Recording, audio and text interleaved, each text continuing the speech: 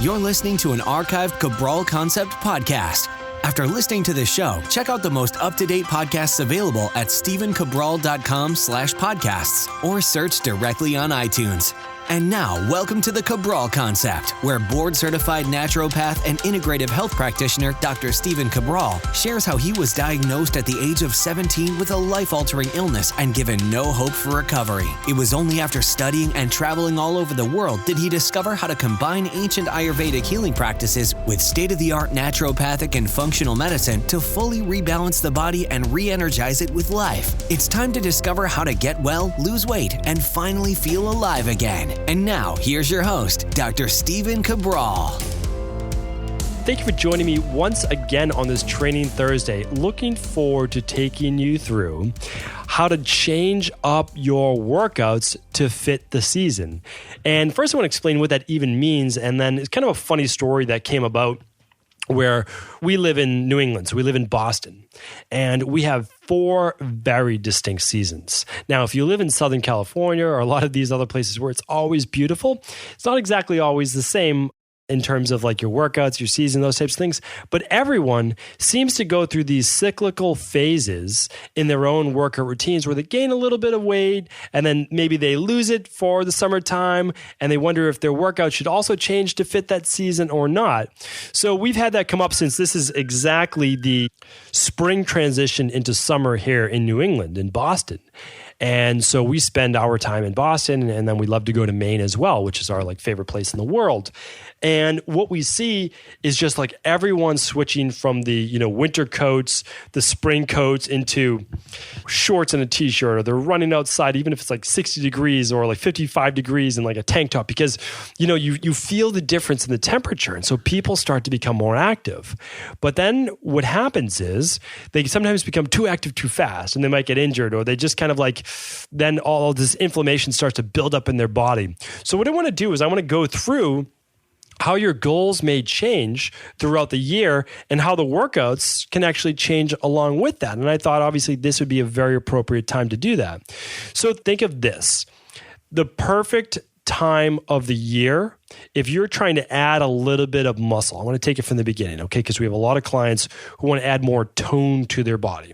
Now, when people say I want to add more tone, what they're really saying is I want to build up my muscles enough and reduce my body fat enough so that I can actually see what I've developed. Okay.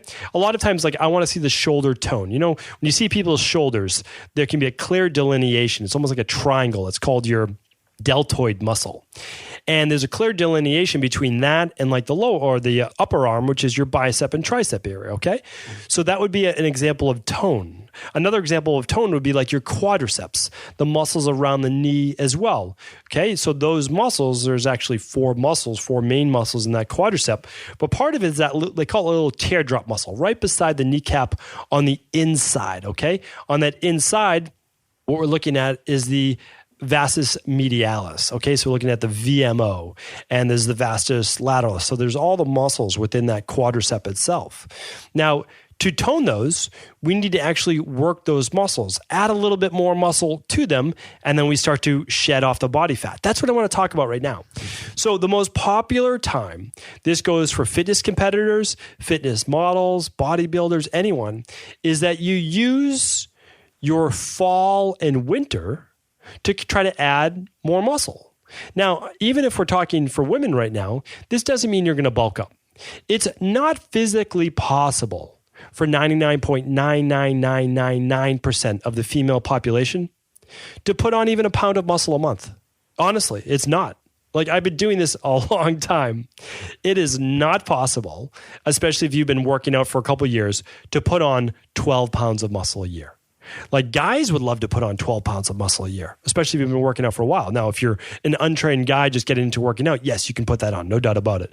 But for most guys, and you're natural, you're not taking testosterone or anything, putting on 12 pounds is pretty impressive. Like that would be phenomenal. Can you imagine putting on 12 pounds of muscle every year, 36 pounds of muscle in 3 years?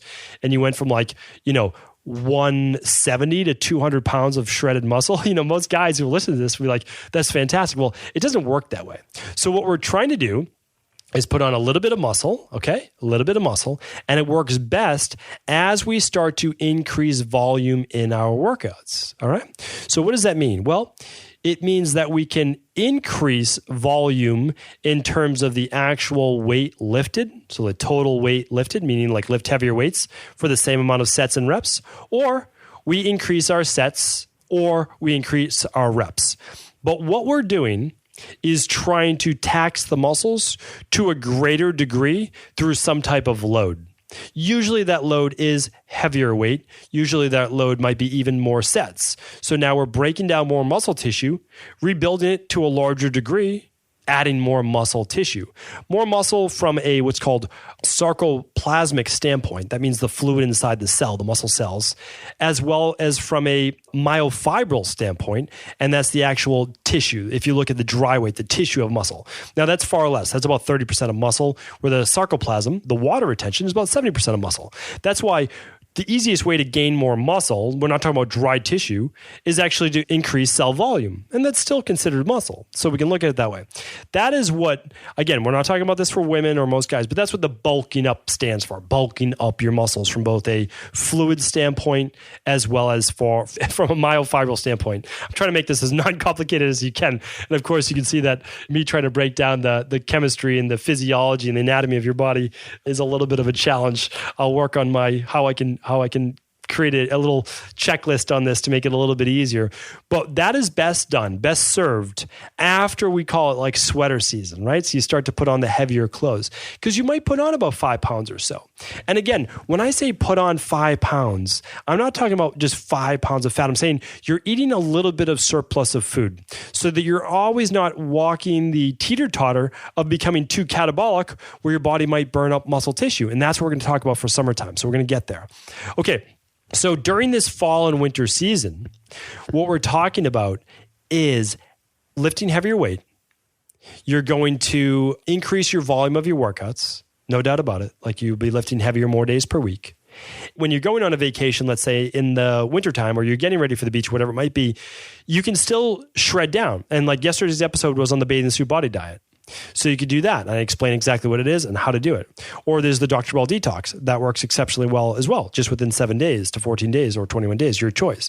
So you can still do that. And then you get right back into that kind of like, we'll call it bulking phase for a better word. I know that's not like the term that most women want to hear, and even a lot of guys, but you're not bulking up. You're not adding 20 pounds. What you're doing is you're simply taxing those muscles to a greater degree. All right. Then we transition into springtime. For springtime, we're looking at the, let's say, March, April, May. So every season we're encompassing is about 3 months, about a 90-day program, about a 12-week program. And we do this, again, with our body transformation clients. That's why I'm sharing it with you right now. That's the time where we're going to start adding in some higher rep volume. So what we're going to do is we're going to tax the muscles, not necessarily from as much heavy weight, but a little higher rep. So now we're almost switching from nervous system, absolute strength, myofibril, meaning like tissue muscle, to sarcoplasmic. So we're adding in sets of between 12 and 15 repetitions. We are getting the muscles pumped, as they call it. We are just really working the body from a different standpoint, but also when we're getting into this 12 to 15 rep range, guess what? Our heart rate's going to be even higher. And we're going to start to add in more interval-based training. Okay. So at this point, we're going to add in a little bit more cardio-metabolic interval-based training, and we might add 1 more day per week. So maybe in the fall and winter, we did 3 days to 4 days per week. Now in the springtime, we would love to do 3 to 5 days per week, 2 to 3 days weight training, 2 days or so to 3 days interval-based training, okay? Anywhere between 3 and 5 days per week. Keep in mind, a lot of our private clients never do more than 3 days a week. Totally fine, because we get the rest of the work done through nutrition. Of course, it's not just training alone. So that's your spring. Is you're doing a little bit higher rep. Now, you can still keep in 1 lower rep day. Like you can keep in 1 day of 5s or keep in 1 day of 5 to 8s. Like that's totally fine in terms of reps, times 3 sets or 4 sets. I think that's great. I keep that in my own workout. That's nice. It keeps the body strong as well. Now, as we're transitioning from spring to summer, what are we doing? Well, the biggest change is this. We've made our changes over the past 9 months or so in the body. And now what we're looking to do is almost like in season for athletes. We're looking to maintain what we have and shred off that body fat. So again, you could use the Bathing Suit Body Diet, which I talked about yesterday. You could use the Dr. Cabral Detox. You can, and people do that like once a month in the summer for the 7 days. You could use any nutrition plan that you think will help get you shredded. That's totally fine. By shredded, I mean lean. By shredded, I mean take off that excess belly fat to reduce the cellulite, any one of those things. But here's what you also do. So the difference is the nutrition. We really crank that up, okay? But also we're trying to, whatever we're doing right now, we want to ramp up the metabolism. So if possible, we would love to do 5 days per week. Monday, Tuesday, Wednesday, Thursday off, Friday, Saturday on. If possible, we'd love that. Or 2 days on, 1 day off, 2 days on, 1 day off. So what we're trying to do is never more than 1 day off, so that we can do two things, okay? One, we can keep that metabolism boosted. But number two, during the summertime, just the nice weather, like the nice weather in general. Again, in the north, it's a little different, but we're eating outside more. We're enjoying the nice weather. People having more alcoholic beverages. They're doing more social events. There's more weddings, like all of those things. So to combat that and still enjoy your life, enjoy yourself, we're trying to crank it up to 5 workouts if possible per week. Now, again, these can be 20 to 30 minute workouts. I am not a proponent of 1 hour workouts. I see no need. My own workouts are anywhere between 15 to 20 minutes and 40 minutes. Like legitimately, that's what it is. On the weekends when I'm with my family, yes, I might go out for a longer bike or a swim or something like that. But really, what I'm doing is a 15-minute, 20-minute body weight workout on the weekend when I'm with my family. So I don't take time necessarily away from my girls that I'm spending a lot of time with. But during the week, then I can also get my formal weight training in there. So again, at least, 2 to 3 days a week, definitely of your resistance training. And then try to get 2 days a week of your intervals. That's 5 days right there. It works fantastically well. Whole body workouts for those 3 days. Right? That works phenomenally well. Boost that metabolism, work the entire body. Then intervals. You can do hill sprints. You can just do sprints outside. Go for a run if you want. Go for a 3 mile run. 3 miles is nothing. You can go for that. You can enjoy yourself. Get outside in the great weather. Breathe in the fresh air. Like that, nothing wrong with that. Get outside and just get some cardio in. That's okay as well. I'm not talking about running for 10 miles. I'm talking about running for 3 miles. And what else could you do? You could do a walk run. You could go to a local track. You could do stadium stair sprints. Take advantage of that summer weather. Get out there, enjoy yourself, go rock climbing, go be active, do any of those things. That's how you combat it along with the nutrition and you stay lean. That is absolutely what we do with clients. That's exactly how we change our workouts to fit the season. Meaning like if you're wearing all these heavy clothes during the winter, and again, this might not be the same if you live closer to the equator, people aren't as worried about, nor can they be as worried about their diet for 12 months of the year. They just can't hold on for that long, but they can for the 12 weeks or so of summer. And that's why, remember, we only have so much willpower to go along, but then you can also do things like a 7-day detox, even during the wintertime if you're going away on vacation. Like it'll get you ready. And that's why my thing is always this, stay within 5 to 10 pounds of your goal weight. I mentioned this yesterday on episode 509. I always say, get within 5 to 10 pounds of your goal weight and never leave that. 5 pounds is enough of a buffer around the holidays, whether it's Hanukkah or Christmas, and you're eating extra, goodies and those things, and you gain 5 pounds. No big deal. Enjoy life. It's totally fine. I do the same thing myself, but never get more than that 5 pounds to 10 pounds if you're a bigger person. I mean, like if you naturally weigh 180, 200 pounds, 220 pounds, you have a little bit more of a buffer, that 10 pounds. But if you weigh 150 pounds or less, stay within the 5 pounds. The reason is this, you can always lose that 5 pounds to 10 pounds within 1 week. Legitimately and within 1 week. So that's why you never have to worry about like getting ready for a big event because within 1 week you can do the 7-day Dr. Cabral detox, or you can do something like the last week of the Bathing Suit Body Diet or any of those things, and you can lose the weight, or your favorite diet plan, insert and favorite diet plan. You know what you have to do once you've achieved that weight. So that's what we do.